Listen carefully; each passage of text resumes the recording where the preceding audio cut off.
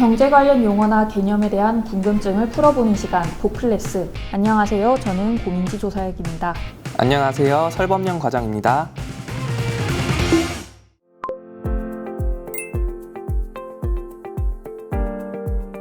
과장님, 차 있으시죠? 요즘 주유소 가기 겁난다는 사람들이 정말 많던데요. 기름값이 너무 많이 올랐죠. 국제 유가가 급등했기 때문인데요.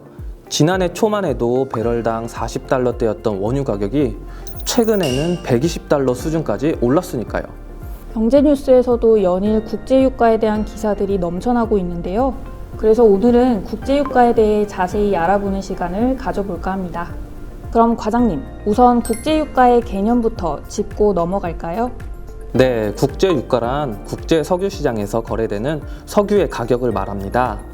대표적으로 WTI라고 쓰는 서부 텍사스유, 브렌트유, 그리고 두바이유 이렇게 세 가지가 있잖아요. 좀 더 자세히 설명해 주세요. WTI, 서부 텍사스유는 미국 서부 텍사스주와 뉴멕시코주 일대에서 생산되는 원유를 말하는데요. 미국 내에서만 거래되고 다른 나라로 반출되지는 않아요.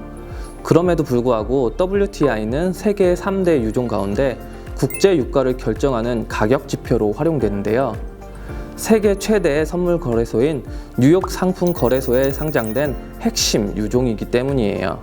브렌트유는 영국 북해 지역에서 생산돼서 주로 유럽이나 아프리카 지역으로 수출되고요. 두바이유는 중동 아랍에미리트에서 생산되는 원유로 주로 아시아 지역에서 수입해서 쓰고 있죠.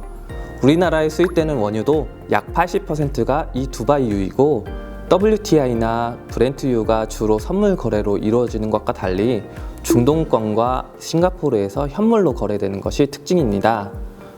우리나라 주유소에서는 리터당 얼마 이렇게 되어 있잖아요. 그런데 국제유가를 말할 때에는 배럴당 얼마 이렇게 사용하는데 왜 생소한 배럴이라는 단위를 사용하는지, 그리고 그게 양이 어느 정도나 되는지 궁금해요. 배럴은 국제시장에서 석유를 거래할 때 사용하는 용량의 단위로 쓰이고 있는데요. 사실 배럴이라고 하는 것은 원통형으로 생긴 커다란 나무통을 말합니다. 쉽게 떠올리자면 와인을 담는 오크통이라고 생각하시면 됩니다. 과거에는 석유를 보관하고 운반할 때 이 배럴을 사용했다고 하는데요. 처음에는 이 배럴의 용량이 제각각이었다가 거래 단위를 표준화하기 위해 석유 생산업자들이 배럴의 용량을 42갤런으로 정하게 되었고 현재까지도 사용되고 있죠. 1배럴은 약 159리터인데 이 양이 어느 정도냐면 1.5리터짜리 생수통 기준으로는 106개, 그리고 욕조 하나를 다 채울 정도라고 해요. 또 하나 궁금한 게 있는데 아랍에미리트 말고도 중동 지역의 사우디아라비아 같은 산유국들이 있잖아요. 그런 나라들이 생산한 원유 가격도 두바이유의 가격을 따라 움직이는데 이유가 있을까요? 원유는 지금 세계 어디서나 없어서는 안 되는 원자재 중 하나입니다. 그런데 지역마다, 나라마다 거래할 때 가격이 들쭉날쭉하면 안 되겠죠. 그래서 생산량이 많고 거래가 많이 이루어져서 시장이 가장 잘 발달되어 있는, 그래서 그 가격을 결정하는 과정이 비교적 투명한 이 세 곳의 원유를 기준으로 삼는 겁니다. 그리고 나머지 시장도 이 대표적인 원유 가격을 활용하고 있고요. 국제유가를 얘기할 때 빠지지 않는 것 중 하나가 오펙, 바로 석유 수출국 기구잖아요. 이참에 오펙에 대해서도 자세하게 알아봤으면 좋겠어요. 오펙은 1960년 9월 이란, 이라크, 쿠웨이트, 사우디아라비아, 베네수엘라 등 5대 석유 생산 수출국 대표가 모여 결성한 국제기구인데요. 현재는 13개 회원국으로 구성되어 있습니다. 이들의 목표는 회원국 간 석유 정책을 조정해서 국제 석유 시장의 안정을 유지하고 석유 공급자와 수요자의 상호 이익을 확보하는 것입니다. 이에 따라서 매년 2차례 이상 회원국 대표자 회의를 개최하고 있죠. 13개 회원국을 보면요. 석유 생산량으로 1, 2위를 다투고 있는 러시아나 미국이 빠져 있어요. 원유 공급량을 결정하는데 이런 다른 산유국들과도 협의를 할 필요가 있지 않을까요? 네, 맞습니다. 그래서 2016년에 오펙 13개 회원국과 러시아를 비롯한 비오펙 산유국 10개국이 협의체를 결성했어요. 이 협의체를 오펙 플러스라고 하는데요. 최근에 나온 유가 관련 기사를 보면 오펙 플러스가 굉장히 많이 등장하는 걸 볼 수 있어요. 이제는 이 오펙 플러스 정례회의에서 원유를 얼마나 공급할지 산유량 같은 석유 정책을 결정하고 있습니다. 오펙 플러스가 국제 유가를 결정하는 것은 아니지만 결국 원유 생산을 증산하고 감축하는 것이 국제 유가 변동에 결정적인 영향을 미치게 되잖아요. 네, 그렇죠. 전 세계가 미국의 기준금리를 결정하는 FOMC 회의에 주목하는 것만큼이나 오펙 플러스 정례회의에 주목을 할 수밖에 없는 것 같아요. 네, 그런데 산유량을 결정하거나 하는 정례회의는 회원국들의 만장일치를 원칙으로 하고 있기 때문에 산유량 조정에 대한 합의가 이루어지지 않는 경우도 많거든요. 아무래도 매장량이 많은 나라들의 입김이 조금 더 셀 수밖에 없을 테고요. 또 정치나 외교적인 문제도 작용할 수 있겠죠. 그럼 오펙 플러스에서 원유 공급을 줄이고자 결정한다면 국제 유가가 상승하는 방향으로, 원유 공급을 늘리고자 결정하면 국제 유가가 하락하는 방향으로 움직이겠네요. 그렇죠. 요즘 국제 유가가 많이 상승했는데 일반적으로 유가가 상승하는 이유에 대해서 하나하나 짚어봤으면 좋겠어요. 우선 오펙 플러스에서 공급 감소를 결정하는 경우 국제 유가가 상승하겠죠? 그렇죠. 그건 공급 요인이 될 거고요. 수요 요인도 있습니다. 중국이나 인도 등 신흥국들의 경제 성장이나 침체됐던 경제가 회복이 되면 석유를 필요로 하는 양이 더 늘어날 수밖에 없죠.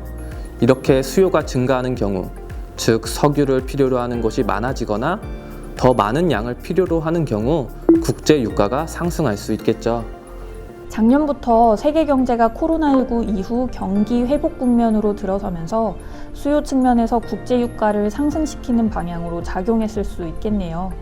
네, 그 외에도 중동 지역과 같은 산유국에서 문화, 정치적 갈등이 생겨 석유 생산이나 수출에 차질이 생기면 국제 유가가 상승하게 됩니다. 과거 1, 2차 오일 쇼크도 바로 이런 경우였잖아요. 그러면 앞으로 국제 유가는 어떻게 될까요? 옆에 준비한 표를 보시면 주요 기관들은 국제 유가가 올해까지는 높은 수준을 지속하다가 이후 완만하게 하락할 것으로 예상하고 있습니다. 미국과 같은 주요 산유국들이 점진적으로 산유량을 늘릴 것으로 보이지만 아무래도 러시아의 원유 공급에 대해서는 불확실성이 높은 상황이죠. 사실 우리가 사용하는 제품 대부분이 석유로 만들어졌다고 해도 과언이 아니잖아요.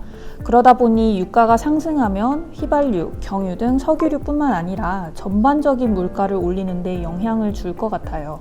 네, 그렇죠. 그리고 높아진 물가는 기대 인플레이션에도 영향을 미치면서 물가를 추가적으로 상승시키는 요인으로 작용할 수 있습니다.